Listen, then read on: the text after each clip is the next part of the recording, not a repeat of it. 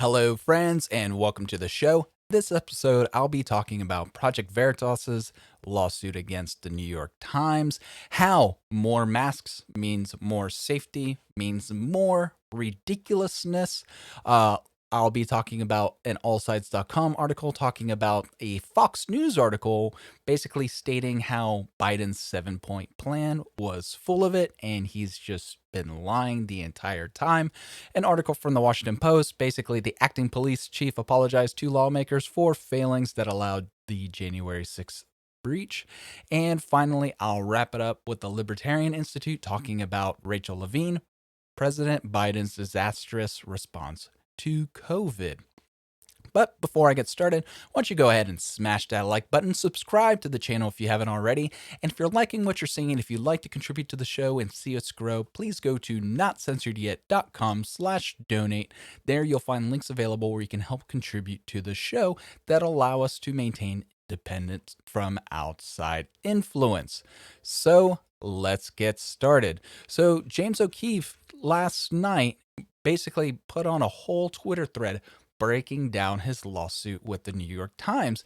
And then the New York Times basically admitted that what they claimed that Project Veritas's inaccuracies were, or basically that what they claimed Veritas did in their videos was actually an inaccuracy in their article, and they did so under oath. Claims made in the original article that allegations come solely from unnamed people now reverses course and acknowledges that many of the individuals featured in the video were unnamed. So basically, he named them and he showed their faces and he showed them talking. So he's like, "What are you talking about? What are you saying that I use solely just basically just voices in the background, robocalling?"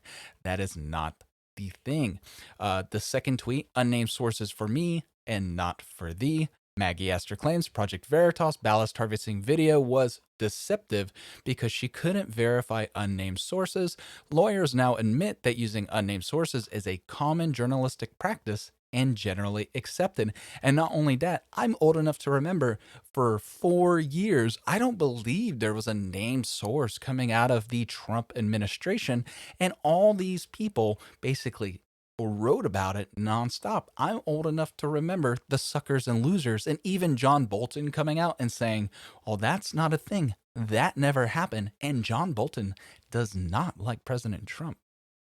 3. Wikipedia based on bad reputation. Responding to her defamation suit, New York Times general counsel and reporter Maggie Astor rely on Wikipedia to say Project Veritas has bad reputation. Wikipedia is not a reliable source. So New York Times is saying, or is claiming, that Project Veritas is not a reliable source because Wikipedia says so, but Wikipedia isn't a reliable source in itself because I'm not even going to say I'm old enough to remember, but I remember it was about 10 years ago. There was a basketball player from North Carolina, and someone shadow edited his Wikipedia page to say he was the son of the devil. 4. Unverifiable opinion section. Fact checkers cite Maggie Astor false reporting featured in the NYT A section. Millions noted, and New York Times lawyers now claim her reporting was unverifiable expressions of opinion and are not actionable and cannot be defamatory. So basically, are they saying they're taking the Tucker Carlson defense? It's just an opinion piece. They are not saying it's news. It's just an opinion piece. Unverifiable expressions of opinion. I'm old enough to remember when people were slamming Tucker Carlson, slamming Sean Hannity, because that's how Fox News got out of those lawsuits. They're like, "Hey, these are not news programs. These are opinion panels. These are opinion shows." So if they say something that may not necessarily be true, guess what? It doesn't really matter because it's just their opinion. 5. Double standards are their only standards. New York Times lawyers admit in their own legal motions that they have departed from professional standards. And he gives a link to support their fight. And in the videos, he gives a lot of talk and a lot of reference to 1984 and how the news organizations would would basically peddle the doublespeak, where they would say one thing and while it means another, and basically just wishing washing, just gaslighting the audience, basically telling them it's raining when it's sun shining outside. That way, everybody's walking around with an umbrella because they're subservient to the establishment. So let's jump over to Matt's Idea Shop says 5 masks efficiency 110%. You actually get healthier. And the reason why he tweeted that was because he shows a photo of a CNBC image. It's not a Chiron, but just an image that they displayed on CNBC where a double mask efficiency is 75%, a triple mask efficiency is 90%. My videos yesterday covered how Dr. Fauci said more masks mean more gooder protection, but of course you run the risk of not being able to breathe, so that is an issue, of course. I guess you have 100% protection if you have 100% zero chance of breathing. All sides. Biden's nothing we can do comment on coronavirus contrast with campaign optimism reporting by Fox headlines. So it shoots over to foxnews.com. President Biden's lament Friday that there's nothing we can do to alter the trajectory of the coronavirus pandemic stood in contrast to previous declarations that he would defeat COVID-19. During the campaign, Biden exuded greater optimism about his ability to tackle the problem, releasing a 7-point plan to beat COVID-19 and promising decisive public health and economic steps necessary to get the virus under control. In November, Biden said he was going to shut down the coronavirus in office. I'm not going to shut down the economy, period. I'm going to shut down the virus, he said on November 19th. Biden was pressed Monday to explain the change of tone between his campaign promises and current sentiment. I know he always asks me the tough questions and he always has an edge to them, but I like him anyways, Biden said before calling on Fox News' Peter Doocy in a press conference Monday. And basically, I discussed this yesterday. He was like basically asking, why is the tone changing? And Biden's response is, I'm going to shut down the virus. I never said I'm going to do it in 2 months, the president said. It took a long time to get here. It's going to take a long time to beat it, which is weird.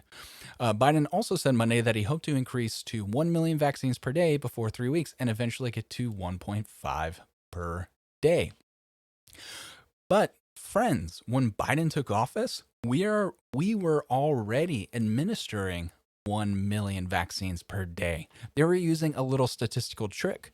So when you first rolled out the vaccine and when they started counting the amount of vaccines going out, there were 0 vaccines being administered. So guess what? Those days it was 0, 0, 0, 0, 10, 20, 40, 80, right? As it exponential growth as you're basically establishing your distribution channels, becoming more efficient, figuring out how everything runs.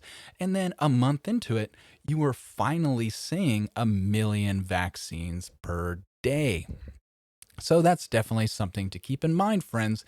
It is not clear cut the way Biden basically said it was going to be, and he basically oversold and he's under delivering, and now his feet are to the fire.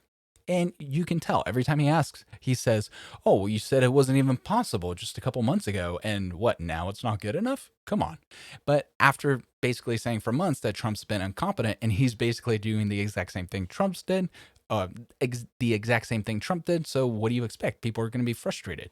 People are already frustrated about the checks. People are frustrated about losing their jobs, their union jobs with the pipeline.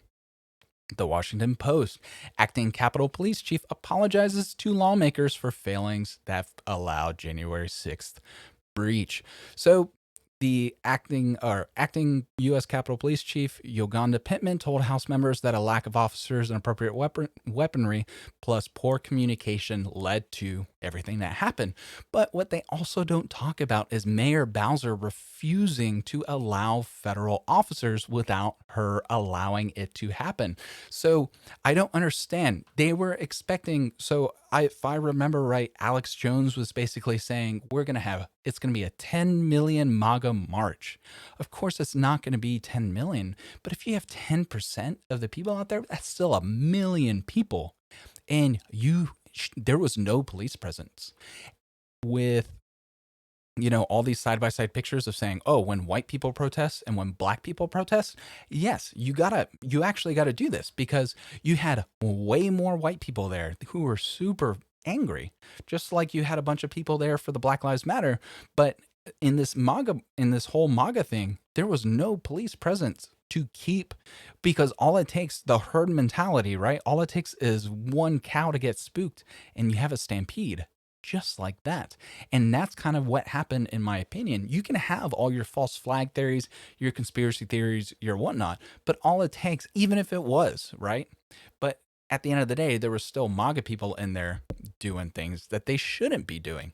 So even if originally it was a false flag and there was an outside instigator, basically, or outside agitator going in to stir up the pot, to agitate, get everybody whipped up into a nice lather, at the end of the day, there wasn't enough police there to do their job, which was to protect the Capitol, to even protect the citizens. So believe it or not, people think that a police presence during a protest is oppressive.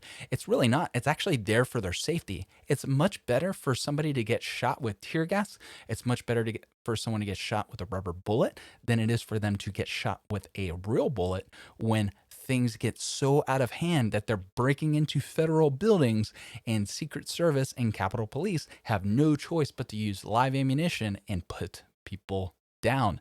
It is for your safety that there is riot police, and there was no riot police there. And it appeared as if, and of course, people say, oh, look, they were just letting them in.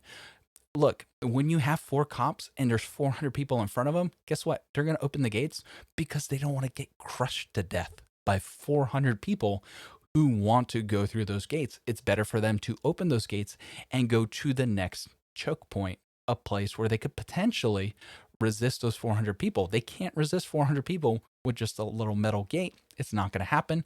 That is a good way to get beaten to death. So keep that in mind. But I think a lot of people aren't blaming the mayor. And I think the first person who should be blamed is going to be Capitol Police. It's going to be the sergeants at arms. And it's going to be the mayor who turned down the outside help. If she set forth a memorandum that made it harder for federal response to happen because you had to go to her to get permission in order to basically respond to anything that was going on. So now then when she reacts, nobody knows what to do because, well, she asked for it, then they have to get permission. So basically it adds time. It adds extra layers to the chaos. And in those chaotic situations, time means death, time means lives. So there's plenty of blame to go around. Jumping over to the Libertarian Institute, meet Rachel Levine, President Biden's disastrous response to COVID.